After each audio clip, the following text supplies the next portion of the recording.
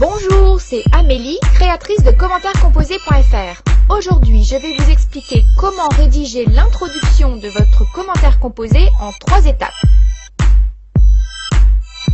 Première étape, situer le texte dans son contexte. Vous allez présenter le texte de façon très large. Vous allez présenter son auteur, l'œuvre dont est tiré l'extrait, la date de l'œuvre. Essayez dans la mesure du possible de situer le texte dans un mouvement littéraire ou une époque. Par exemple, pour un poème de Baudelaire, il vous faut indiquer que l'auteur appartient au mouvement symboliste. Si vous ne connaissez rien sur le contexte du texte, utilisez simplement tous les éléments qui vous sont donnés autour du texte et qui sont généralement en italique pour construire cette partie de votre introduction.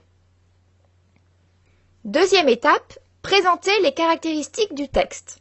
Introduisez les spécificités du texte. Quel est le thème du texte? Le texte parle-t-il d'amour, de guerre, dénonce-t-il la torture, décrit-il un vieil homme? Quel est le genre du texte? Est-ce un texte de théâtre, de poésie, de roman? Quel est son registre littéraire? Ce texte est-il un texte comique, polémique, pathétique, lyrique? À cette étape de l'introduction, vous n'entrez pas dans le détail. Vous évoquez uniquement les grandes caractéristiques du texte. Troisième étape, c'est celle de l'annonce de votre problématique et de votre plan. Vous formulez votre problématique. Celle-ci peut être rédigée sous forme interrogative ou non. C'est vous qui choisissez. Puis, vous introduisez votre plan, 2 ou 3 parties maximum. Surtout, ne donnez jamais vos sous-parties A et B à cette étape de l'introduction. Je vous conseille d'avoir un type de phrase type prêt à l'emploi pour l'annonce de plan. C'est-à-dire une phrase que vous utiliserez pour toutes vos introductions. Cela va vous permettre de rédiger une introduction élégante sans perdre de temps au moment de la rédaction.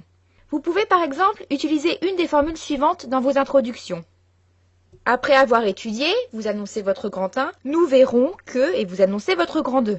Dans un premier temps, nous analyserons, grand 1, puis nous étudierons, grand 2, enfin nous verrons, grand 3, ou bien nous évoquerons, grand 1, avant d'analyser et vous annoncer votre grand 2. Prenons pour exemple d'introduction le commentaire composé du poème Le Dormeur du Val d'Arthur Rimbaud. C'est un poème très connu, très émouvant que je vous conseille fortement de lire, vous pouvez le trouver sur commentaires-composés.fr. Première étape, introduction du contexte. Le Dormeur du Val est un poème de Rimbaud issu d'un recueil intitulé Poésie, écrit en 1870. Il fut composé lors d'une fugue d'Arthur Rimbaud, âgé de 16 ans à l'époque, dans un contexte difficile, celui de la guerre franco-prussienne. Vous voyez là que je n'introduis que le nom de l'auteur, l'œuvre, la date et en l'occurrence le contexte historique, c'est-à-dire la guerre franco-prussienne, car c'est ce contexte historique qui a ici de l'importance au regard du poème puisque le poème parle de la guerre. Deuxième étape, introduction des spécificités du texte. Ce sonnet fait découvrir au lecteur le spectacle de la mort d'un jeune soldat et vise à nous faire partager l'indignation et la colère du jeune poète. J'ai simplement évoqué ici le thème du texte et l'intérêt qu'il cherche à susciter chez le lecteur. Je n'entre donc pas dans les détails. Troisième étape, introduction de la problématique et du plan.